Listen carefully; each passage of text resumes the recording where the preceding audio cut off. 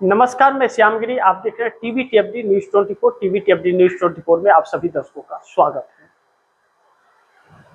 चंद्रबाबू नायडू के घर में ढुक गए राहुल गांधी। आंध्र प्रदेश राजनीति उसी दिशा में जा रही है जिसकी चर्चा चल रही है, यानी कि चंद्रबाबू नायडू अब कहीं न कहीं मजबूर हो जाएंगे आने वाले दिनों में। इसलिए भी कि जिस तरह से जेन जी का आंदोलन बढ़ रहा है और जिस तरह महंगाई का आलम छा रहा है और फिर ईरान इजराइल का युद्ध छिड़ गया है, इससे देश पे एक आर्थिक संकट बहुत बड़ा आने वाला है। फिर पेट्रोल 100% 150 के पार होने वाला है आने वाले दिनों में।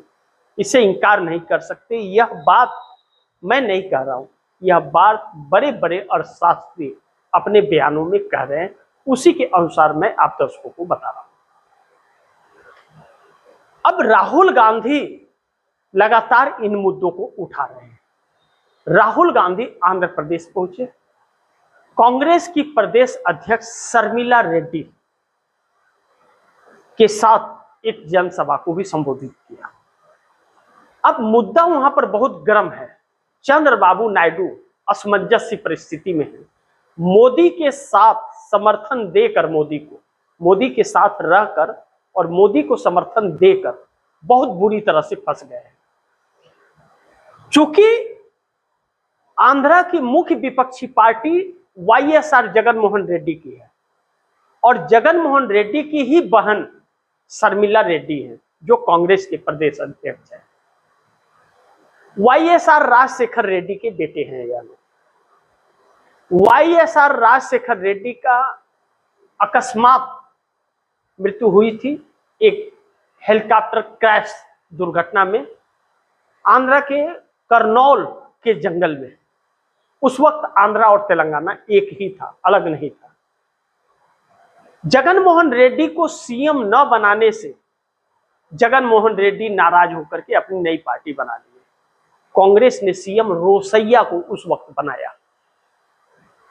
अब आंध्रा तेलंगाना अलग हो गया। तेलंगाना में कांग्रेस की सरकार 10 सालों बाद आई है। ऐसे में आंध्रा के अंदर जगनमोहन रेड्डी 19 से 24 तक सीएम थे और अब 24 से चंद्रबाबू नायडू सीएम है।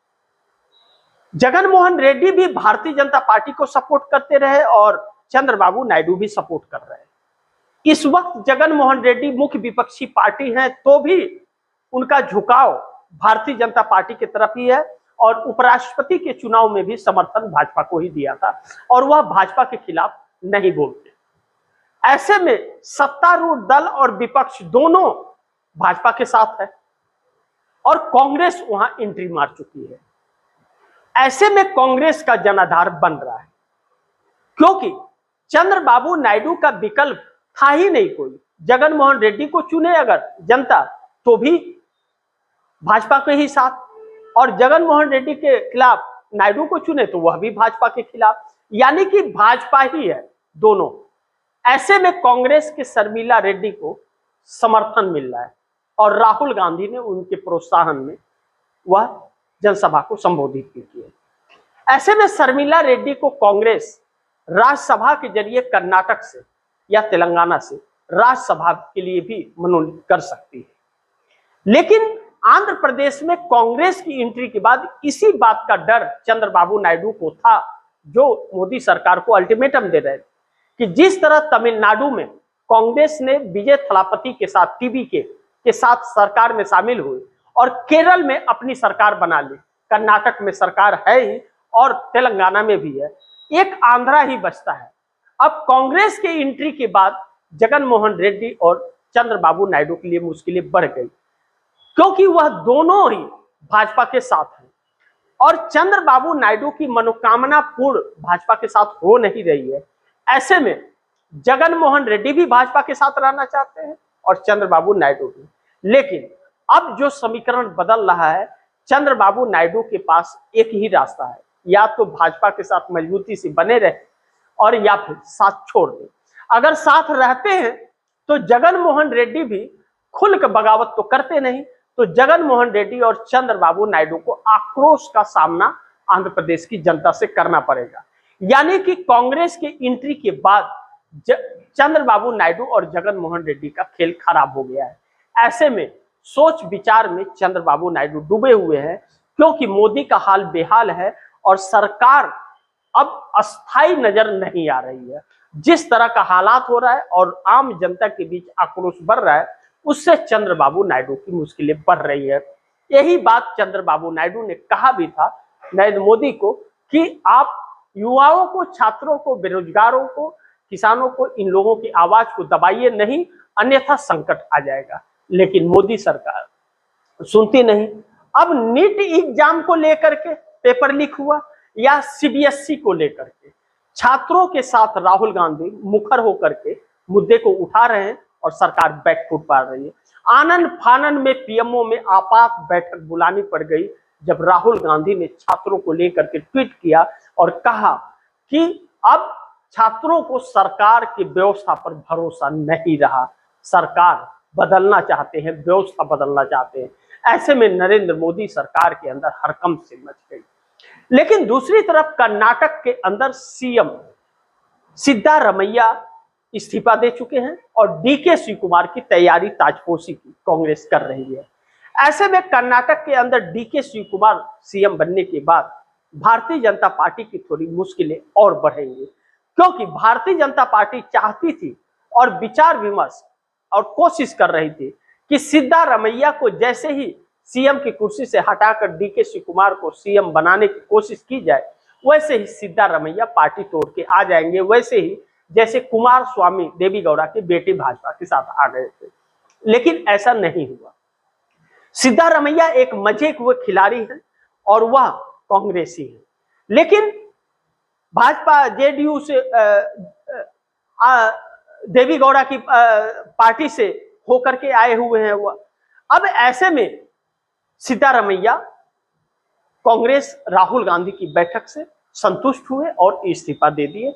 अब सिद्धारमैया को कांग्रेस बड़ी जिम्मेदारी देना चाहती है, वहां से राज्यसभा के जरिए ला करके मल्लिकार्जुन खड़गे के साथ कि तालमेल बना रहे और पार्टी को आगे बढ़ाया जा सके, क्योंकि वरिष्ठ नेता और बुजुर्गों में आ रहे हैं। अब ऐसे में सिद्धारमैया के बेटे को मंत्रिमंडल में डीके शिवकुमार शामिल करेंगे। लेकिन इस सरकार के बनने के बाद भारतीय जनता पार्टी की जो उम्मीदें थी कर्नाटक से, वह भी खत्म हो गई और चंद्रबाबू नायडू की मुश्किलें इसमें बढ़ जा रही हैं। अब ऐसे में भारतीय जनता पार्टी नई संकट में पड़ रही है, क्योंकि अब 20 लाख ट्रकों का चक्का जाम हो गया है और पेट्रोल डीजल की मार अब देश में त्राहिमाम करके हाहाकार मचा रही है। ऐसे में सरकार के प्रति आम लोगों का गुस्सा फूट रहा है, जो सरकार के लिए बड़ी भारी मुसीबत खड़ी हो सकती है। ऐसे में एक खबर यह आ रही है कि नीतीश कुमार भी कुछ अलग करने की कोशिश में है। नीतीश कुमार का क्या होगा यह वक्त बताएगा, लेकिन अब वह समझ गए हैं कि अब भारतीय जनता पार्टी के साथ रहे तो बिहार के अंदर जेडीयू खत्म हो जाएगी। यह समझ देर से आया लेकिन दुरुस्त आया। क्या एक्शन होगा नीतीश कुमार का यह वक्त बताएगा। लेकिन बंगाल के अंदर ममता बनर्जी जो उलझी हुई थी, वह अब थोड़ा सा राहत लेंगे, क्योंकि आंदोलन जैसे मूवमेंट बढ़ेगा मोदी की मुश्किलें बढ़ेंगी। ऐसे में सरकार गिरने के चांसेज अगर रहेंगे तो ममता बनर्जी के सांसद नहीं टूटेंगे, क्योंकि ममता बनर्जी के 20 सांसदों को तोड़ने की एक भरपूर और बड़ी साजिश कहीं न कहीं चल रही है। द हिंदुस्तान खबर ने यह छापा था। ममता बनर्जी अलग थलग पड़ी हुई है। ममता बनर्जी इंडिया गठबंधन की बात तो करती है कि जून के पहले सप्ताह में बैठक होगी, लेकिन इसकी स्वीकृति कहीं से भी और बयान नहीं आया है कि इंडिया गठबंधन का कोई बैठक भी होने वाला है। कांग्रेस एकल चल रही है और एकल चलो की राजनीति अपना रही है। ऐसे में ममता बनर्जी की संकटें बढ़ रहा है। अगर भाजपा 20 सांसदों को ममता बनर्जी के तोड़ने में सफल हो जाती है तो ममता बनर्जी की पार्टी खत्म हो जाएगी। बाकी बचे खुचे लोग भी 5 साल तक टिक नहीं पाएंगे और ममता बनर्जी चुनाव लड़ने लायक नहीं बचेगी, क्योंकि ममता बनर्जी किसी भी कार्यक्रम को करने के लिए सक्षम नहीं हो पा रही हैं, क्योंकि उनके साथ कोई भी कार्यकर्ता सड़क पर आने को तैयार नहीं है भारतीय जनता पार्टी के डर से। कहा जा रहा है बंगाल के अंदर ममता बनर्जी के कार्यकर्ताओं को डराया धमकाया जा रहा है। कुछ तो है जिसके वजह से ममता बनर्जी सड़क पर नहीं उतर पा रही हैं। अकेले कैसे उतरे? बैठक भी बुलाती है तो आधा लोग पहुंचते हैं और आधा विधायक नहीं पहुंचते। यह भी संकट छाया हुआ है।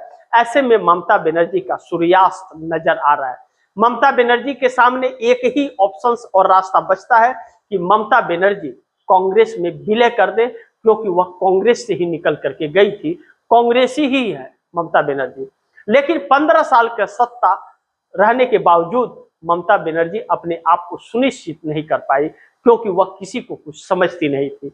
ऐसे में इंडिया गठबंधन भी बिखरा हुआ है और ऑप्शंस एक ही है कि कांग्रेस के साथ आ जाए। कांग्रेस अपने काम पर निकल चुकी है, हर मुद्दों को गंभीरता से ले रही है। राहुल गांधी का बयान, जो सरकार गिर जाएगी 1 साल के अंदर, सरकार को यह डर सताने लगा है। हालात वैसे ही उत्पन्न हो रहे हैं जैसा कि राहुल गांधी ने कहा था। इसको लेकर के सरकार मुश्किल में है। चंद्रबाबू नायडू असमंजस परिस्थिति में है, क्या करे और क्या ना करे, क्योंकि जगन मोहन रेड्डी और चंद्रबाबू नायडू दोनों भाजपा के साथ हैं।